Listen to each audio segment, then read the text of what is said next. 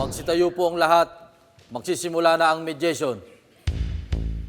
Ang mediation ay isa sa limited services ng Public Attorney's Office upang mabawasan ang dockets ng ating mga hukuman at maiiwas ang sambayanan sa problemang legal. Ang nais ko lamang mapakinggan ay pawang katotohanan, buong katotohanan, walang labis, walang kulang. Mangyaring maupo na po ang lahat. Ang nagrereklamo, ano ang iyong pangalan? Bilin sa Horda po. Ilang taon na? 44. Saan nakatira? Sa Bagong Silang, Caloocan. Ang inireklamo, ano ang iyong pangalan? Yung listana po, Ilang taon na kayo? 55. Saan nakatira? Bagong silang. Caloocan City. Opo. Ang kaso ngayong hapon, co-ownership. Ang issue ng paghahati-hati ng ari-arian na mag-live-in partner. Belen! Belen, buksan mong pinto! Ano? Hindi mo bubuksan? Buksan mo! Buksan mo, sabi! Paano kanya tinatakot? Kung ayaw mong umalis dyan, gigibain ko yan dahil wala kang karapatan. Wala kang karapatan magpaalis sa akin dahil bahay ko yun. Belen! Buksan mo tong pinto, kausapin mo ako! Buksan mo to! Belen, ano ba? Mag-usap tayo! Lumabas ka dyan! Belen! Wala na tayong dapat pag-usapan, Jun! Anong wala? Paano tong bahay? Paano tong hatian? Hindi pa pwede yun! Walang hatian na mangyayari! Hindi pa pwede yun! Hihintay mo pa magwala ako rito? Ano? Hindi mo to bubuksan? Ano ba gusto mong palabasin, ha? Gusto mo sunugin ko na lang itong buong bahay? Nang pareho na lang tayong walang mapapakinabangan dito! Ha? Hindi sunugin mo! Kaya huwag mo ako susubukan! Buksan mo ang pinto! Gawin mo ang gusto mo! Wala na akong pakialam! Wala akong pakialam!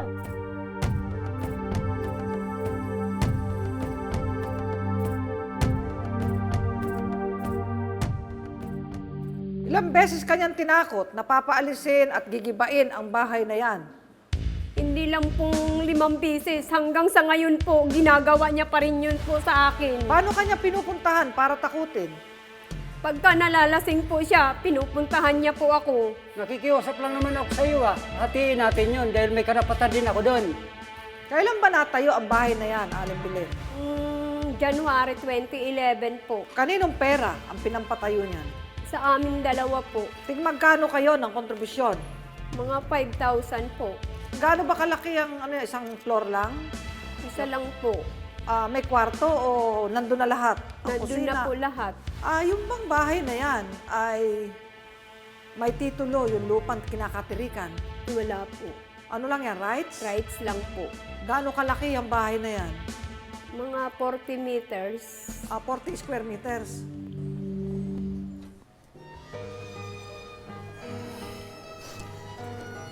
Belen?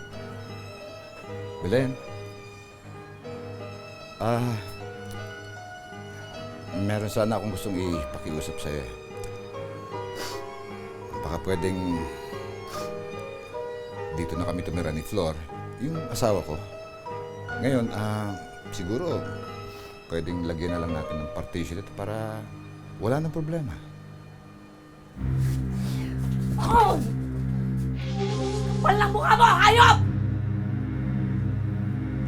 Kapal ng abo mo. Ang lakas ng loob mong humarap pa sa akin pagkatapos mo magbabae! At ngayon gusto mo pang patirahin dito sa bahay ko ang babae mo? Hindi po pwede sa akin yan, Jun! Teka muna, sandali. Anong bahay mo? Baka nakakalimutan mo. Hati tayo sa bahay na to. Hati tayo sa gastos sa pagpapatayo ng bahay na to. Anong hati sinasabi mo? Lumayas ka! Lumayas ka!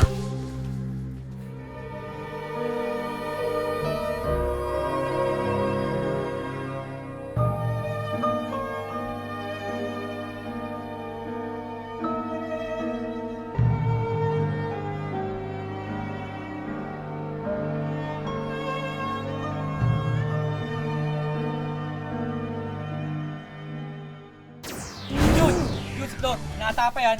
Talaga. Ikaw pala si Flor. Ako si Jun. Kami. Kahit itanong mo pa sa mga kaibigan ko, binata ako. Simula pa lang, alam mo yung buntis na ako. Pero hindi mo ginagawa ang tungkulin mo. Hindi mo Oh. sinabi sa akin yon. Sinabi mo huli na. Hindi, sinungaling ka.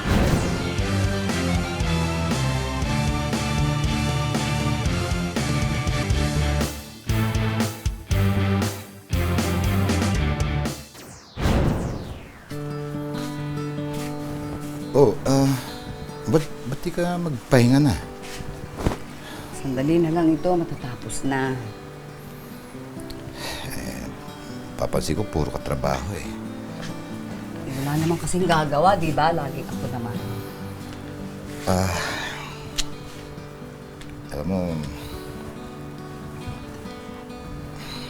Alam mo, Belen, sa totoo lang,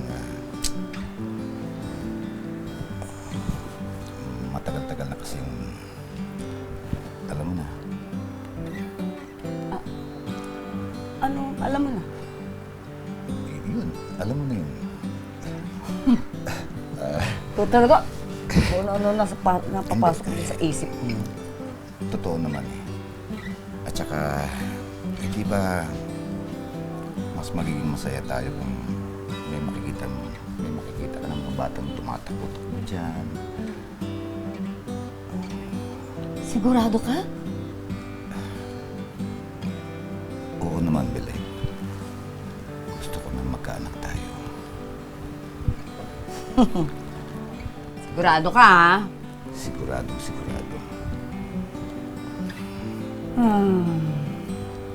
Ligo ka na ba? Madali na yun. Basta.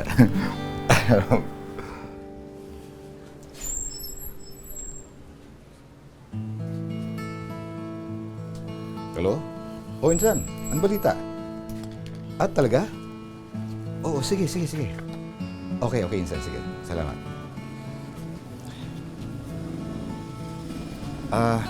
Belen. Tumawag sa akin yung pinsan ko. May trabaho siya para sa akin sa Batangas.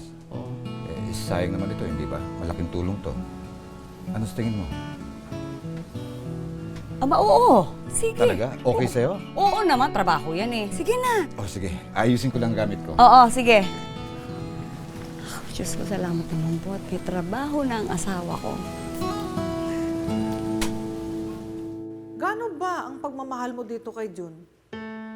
Mahal na mahal ko po yan. Lahat-lahat po ginagawa ko sa kanya. Ano bang trabaho mo? Kasambahay lang po. Kasal ba kayo ni Jun? Hindi po. Bakit hindi kayo nagpakasal? So, wala po mang Walang panggastos. plano? Wala kayong plano magpakasal? Ang inano ko po sa kanya kasi ang gusto ko magkaanak kami. Tapos yun nga, nalaglag. Dahil hindi niya sinabi sa akin na buntis siya.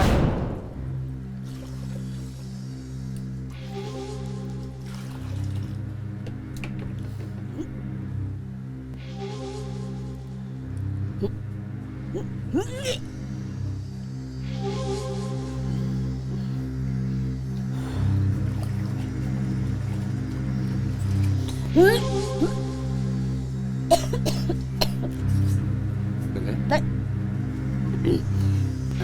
May nararamdaman ka ba? Wala ito. Eh kasi kanina, pagkagising ko, uminom ako ng malamig na tubig. Eh, dapat mainit eh. Nagkamali ako eh. Eh, sumama tuloy sigmura ako. Pero hindi, huwag kang mag-alala, mawawala rin to. Nadali lang to. Hindi ka naman nagsasabi sa akin buntis ka. Kung talagang sinabi mo sa akin, hindi kita pagtatrabaho, hindi kita pagbubuhatin kung Alam mo yun, simula pa lang, alam mo yung buntis na ako. Pero hindi mo ginagawa ang tungkulin mo. Hindi mo Oh. sinabi sa akin yon. Sinabi mo huli na. Hindi, sinungaling ka. Sinungaling ka. Sinungaling ikaw. Kaya ka nagsasabi ng ganun dahil may iba ka na. Ako naman. Nanay, pabili po. Hoy, Flor. Oh, Tsaka pala, tama-tama yung dating mo. Yun, papakalala pala ako sa'yo. Jun si Flor. Natapa yan. talaga. Ikaw pala si Flor. Ako si Jun.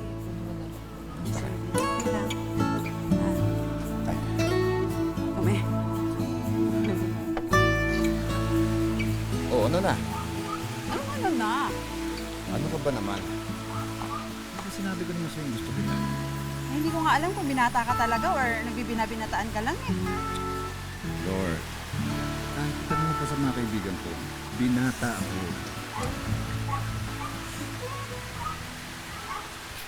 Oh, ito ah. Ang bait, kayo talaga ng asawa ko. Kakain ka ng mabuti. Of course. Teka. May Mahal, may sasabihin nakalimutan ako ako sa'yo. eh. Teka, dito ka muna sandali. Mahal, buntis ako. Ano? Magiging daddy ka na. Totoo ba yung sinasabi mo?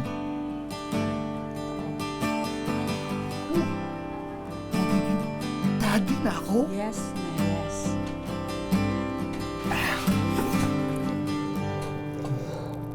Sabi mo, bibigyan mo ako ng anak, tapos ngayon, hindi, wala naman pala. May testigo ka ba na nabuntis ka talaga? Opo, Nandito ba yon? nandito po siya. O sige, tawagin natin ang testigo mo. Nasaan siya? Ako po. Ano po ang nalalaman nyo tungkol sa problemang ito? Totoo po yan, buntis si Belen. Oh, Alam ko po buntis siya, yung nakunan siya.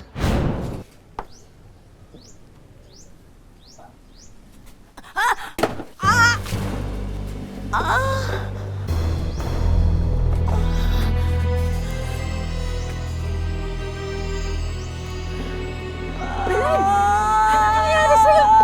Ko, ano bang ginawa mo? Sakit na siya ko. mas mahal mo. Sino? Si Belen o yung babaeng yan? Dati po, mahal ko siya. Ngayon, wala nang pagmamahal sa kanya. Bakit? Nung sinabi niyang nalaglag yung dinadala niya. Kasalanan ba niya kung malaglag yun? Wala sa kontrol ng babae ang pagkalaglag ng bata. Unless uminom ng pampalaglag o kaya nagpa-abortion. Pero kung natural ang pagkunan, nakunan, no? Natural, wala namang ginawa yung babae, kaya nakunan, hindi niya kasalanan yun. Pero kung pinahirapan ng asawa o kinakasama, pinagbuhat ng mabibigat, binubugbog, kinukonsumi, nakunan, kasalanan ng kinakasama yun, hindi kasalanan ng babae yun. Lagi ka mag-iingat ha. Tsaka ayoko masyado ka magpapagod. Ha? Nay?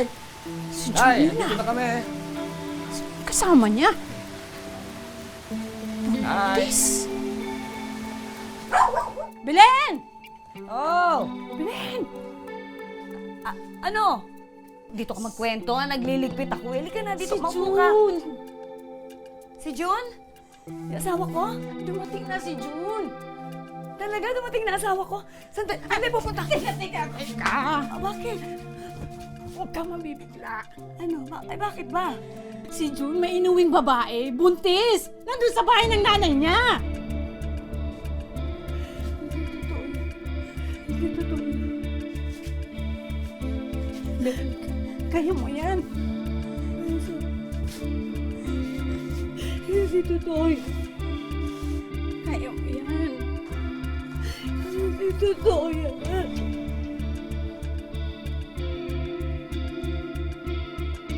Hindi totoo yan. Hindi totoo yan.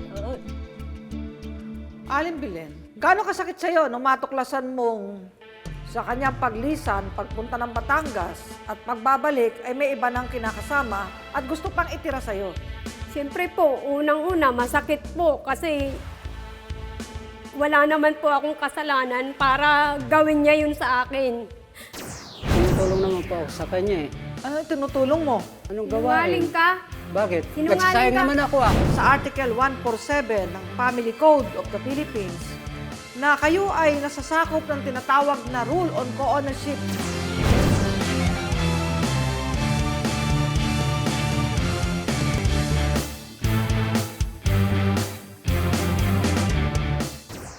Tumawag sa akin yung pinsan ko. Ayon sa kwento ni Belen, matapos siyang iwanan ng kanyang kinakasamang si June upang magtrabaho, ay bumalik ito may kasamang ibang babae.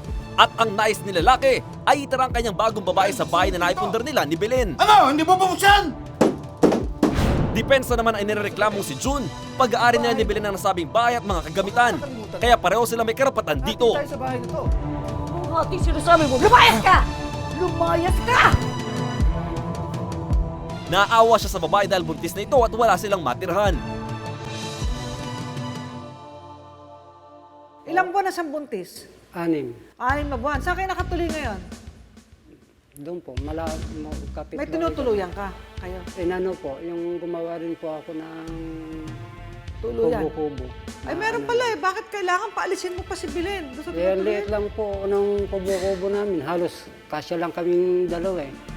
Kaya gusto mong doon itira kay Belen. Nalagyan mo lang ng Kung nakikiusap lang sana sa kanya kung isang pwede. plywood na mag-divide. Nandito si una, si Belen. Nandito si pangalawa. Paano mo inaasikaso nun si Ate Belen? Kwento mo nga. Sige. Tumutulong naman po ako sa kanya eh. Ano yung tinutulong mo? Anong Sinungaling gawain? ka. Bakit? Sinungaling Nagsasayang ka. naman ako Ilang beses kita inuutusan mag-igib, hindi ka nag-iigib, tinutulugan mo lang ako kung hindi naglalakwat, tsaka nag-iinom ka.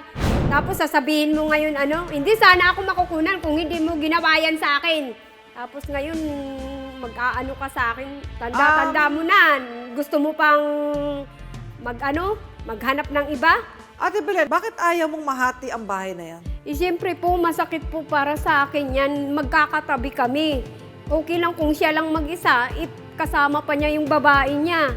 Alam nga doon ako tumira sa Batangas, siyempre dyan. Hindi ko na problema yan. Gumawa ka ng sayo, hindi yung ititira mo sa akin yung babae mo. Ba't ititira ko ba? Eh, bahay naman yun. Hati ko naman yan. Partisyon naman yan. Sabi mo, nagtayo ka. Sabi mo kanina, nagtayo ka po. ng kubo mo rin. Tinanong ko na lang. O, di may titira na kayo. Bakit guguluhin mo pa siya? Pwede ka talagang maasunto sa totoo lang eh. Bagaman, napakaliwanag sa Article 147 ng Family Code of the Philippines na kayo ay nasasakop ng tinatawag na Rule on Co-Ownership at dapat hati kayo doon, equal shares. Di ba ganon? O yun, nasa batas yun. Kung tutunghayan mo yung karugtong nun, 147, 148 ng Family Code, pwedeng maporpit ang share ng isa. Yung isang kinakasama. May mga ginawa kang labag sa batas. At may danyos kang naingkar o kaya ay naidulot dito kay Belen. Ano yun? Merong isang batas na nakakalimutan ng ilang kalalakihan, yung Anti-Violence Against Women and Their Children. Hindi mo po pwedeng i-psychological abuse ang isang babae. At ang sino mang lalaki na nagdudulot ng psychological violence sa isang babae ay pwedeng managot sa Republic Act 9262. At kapag nakapagdudulot ka ng emotional abuse sa isang babae na kinakasama mo, bagaman di kayo kasal, may penalty yon sang-ayon sa Section 6, Paragraph F ng RA 9262. At ang parusa dyan ay 6 na taon at 1 araw hanggang 12 taon na pagkakulong. Pwede makulong si Mang Jun. O ikaw, Aling Belen, asunto o areglo? Areglo po. O anong gusto mong gawin ni Mang Jun? Huwag niya na po ako tatakutin para manahimik na po ako doon sa bahay ko. O ikaw, Jun, ang gusto mong areglo sa kanya? Hindi ko na yung niya, tirahan. Hindi ko na siya sa tirahan na yan, sa kanya na yan. Sa kanya na. Very good. Napakapangit naman pagsasamahin mo sa isang bubong yung dalawa. Sobrang sakit yun. Kung ako yun, baka nga magdilim din ang isip ko nun eh. Buti, hindi nakagawa ng marahas itong si Belen. Hindi ka pa pwedeng tumira sa malayo-layo para hindi na siya masaktan? Lipat mo yung kubo mo. Wala naman po mga ibang matitirikan, kundi doon lang. O pero medyo malayo-layo naman. Mga 5 bahay pa ang pagitan. Hindi, 2 lang po. O, edi wag mo nang titignan. Basta forfeited na yung rights niya dyan sa kubo mo. Yun ang hatol ko. Hindi ako papayag na makuha pa niya kasi bad faith siya. Tawagin na natin si Attorney Soriano Analisa para sa inyong kompromiso. Bago niyo lagdaan ang kasunduang ito, ay nais ko munang basahin sa inyo ang kaso co-ownership. Kami na nakalagda sa kasunduang ito ay napag-usapan na pagkasunduan ang mga sumusunod na si Jun Listana ay nangangako na hindi na mananakot at hindi na manggugulo kay Belen. Nangangako rin si Jun Listana na hindi na niya kukunin ang kanyang kaparte sa tinitiran na kubo ni Belen sapagkat iniwan na niya si Belen at may bago na siyang kinakasama at nakapagtayo na siya ng bagong kubo kahit ito ay malapit sa kubo ni Belen. Nangangako rin si Jun Listana na hindi na magbabanta ng anumang pananakit laban kay Belen. Lagi nating tatandaan, pagdating sa batas, lahat patas. Ito ang inyong public attorney. Tapos na po ang ating mediation.